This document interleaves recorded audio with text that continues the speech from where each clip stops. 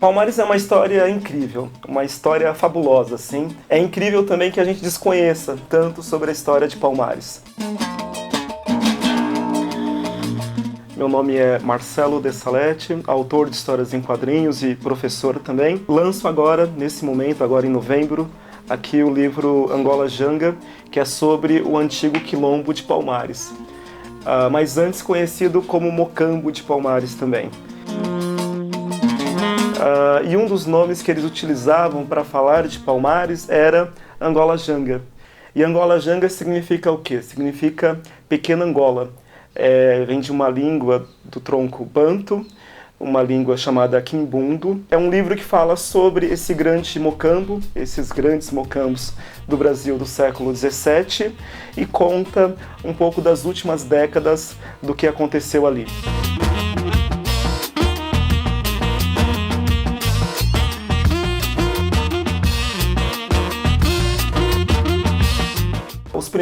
As primeiras pessoas, né, fugitivos africanos, escravizados, que fogem para Palmares é do final do século XVI, por volta de 1590.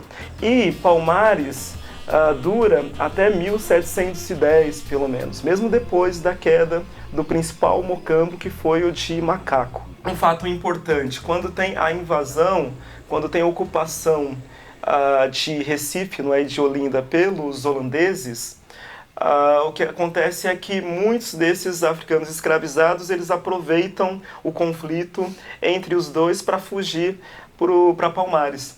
E nesse período, de 30 até 54, então, Palmares cresce ainda mais.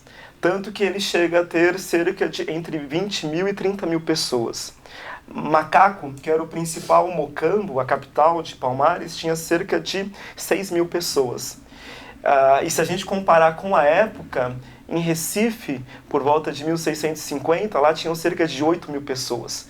Então era uma outra nação, era realmente um estado quase independente, não é? Ali na região de Pernambuco, no interior de Pernambuco, na Serra, e onde, o que era mais importante, milhares de negros escravizados fugiam para conseguir ser livres lá e tinham lá muito maior autonomia para decidir sobre as suas próprias vidas. Eram pessoas que estavam procurando uma outra forma de se relacionar com aquele espaço e muito longe do que seria a lógica colonial da escravidão, onde é importante dizer, não é, a expectativa das pessoas naquela época era baixíssimo, cerca de 30 anos, mas dos escravizados ainda menor, cerca de 20 anos.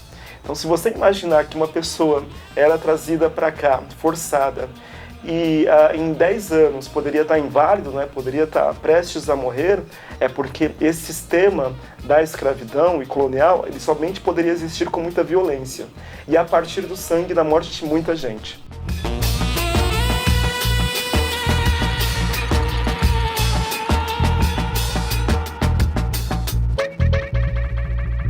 Acabei pesquisando muito a partir de outros escritores, não é, que escreveram sobre Palmares, principalmente a partir do ponto de vista mais histórico. Foi um subsídio, uma fonte importante, mas a minha ideia sempre foi trazer isso como ficção e como que isso poderia funcionar melhor em termos de ficção.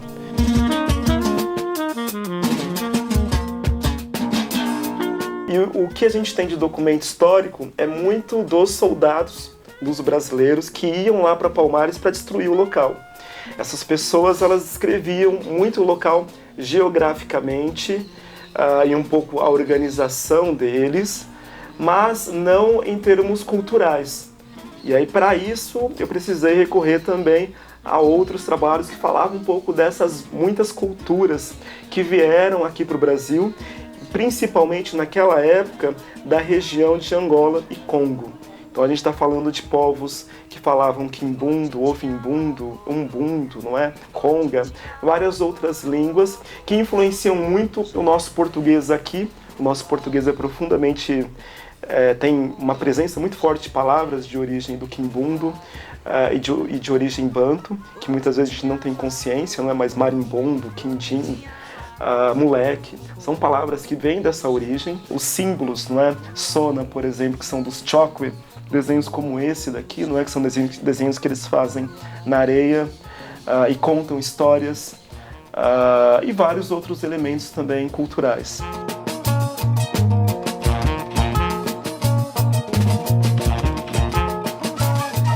Ir até o local, conhecer um pouquinho da geografia também foi uma coisa importante. Por causa disso eu fui até o Memorial de Palmares, que hoje existe inclusive um trabalho de arqueologia, não é, feito naquele local, para conhecer um pouco da geografia, conhecer um pouco de como que era a distância, não é, de Palmares até as vilas mais próximas. É um local extremamente íngreme, dificilmente você consegue chegar lá, se não for num dia de sol, por exemplo. Se tiver chuva, você não chega até lá. E foi interessante para imaginar como que seria essas milhares de pessoas que foram para lá no momento de uma mata fechada. Era algo extremamente difícil, não é? E essas pessoas iam para lá, com certeza, com muita gana assim, de serem livres, não é? De conseguirem uma outra perspectiva para a vida deles.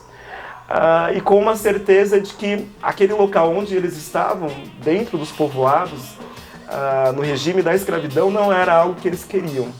Outra coisa, uma história como Palmares é uma história em que os protagonistas são protagonistas negros, não é? Homens e mulheres. E trazer essas personagens, não é, históricos, a partir da ficção, mas para primeiro plano, eu acho que é importantíssimo, porque essas histórias, essas narrativas com personagens negros em primeiro plano, falando sobre as suas angústias, sobre as suas procuras, sobre as suas dúvidas, ainda é algo não muito visível para grande parte do público aqui no Brasil. E eu penso que isso é uma estratégia de discriminação também muito forte, de você não dar identidade para aquelas pessoas, para que mesmo no pós-abolição a gente viva um momento que é de verdadeira subcidadania para grande parte da população negra e pobre no país, não é?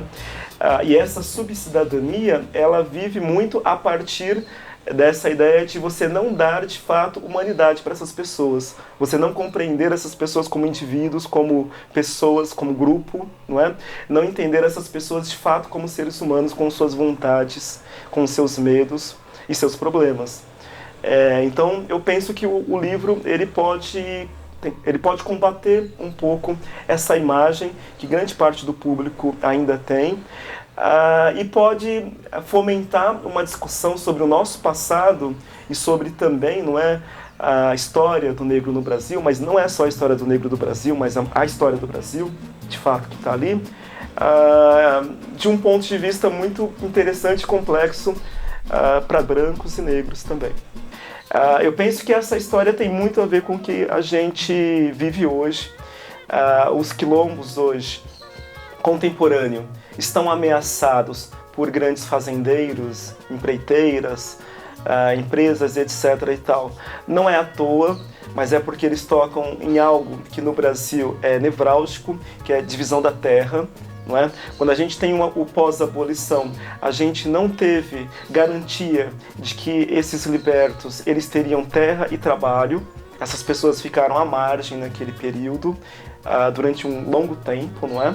E isso faz com que a gente tenha esses problemas relativos, não é, à posse da terra até hoje, entende? Essa não garantia de direitos, e ainda mais hoje, sob esse golpe, essa tentativa de tirar ou mais direitos, não é, dessas pessoas, apenas mostra mais uma faceta de como a nossa história é violenta e continua sendo violenta. E contra isso, logicamente, que a gente precisa se organizar. E se organizar conhecendo e aprendendo mais sobre isso.